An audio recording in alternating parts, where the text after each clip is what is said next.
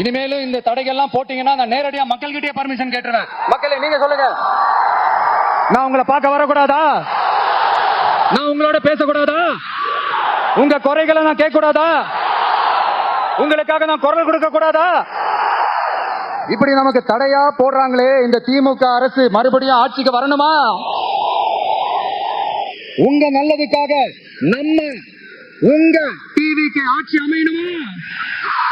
சத்தமா சத்தமா கேட்டுச்சா மை டியர்? ஏன்பா, நான் தான் அப்பவே சொன்னல, அவருக்கு ஆசையா பாசமா கூப்பிட்டா பிடிக்க மாட்டேங்குது. ஏன்பா மறுபடியும்? கேட்டுச்சா சிஎம் சார்? இந்த போர் முழக்கம் உங்களை ஒரு நிமிஷம் கூட தூங்க விடாது, துரத்திக்கிட்டே வரும். கான்பிடண்டா இருங்க, நல்லதே நடக்கும், வெற்றி நிச்சயம். மீண்டும் சந்திக்கும் வரை நன்றி, வணக்கம்.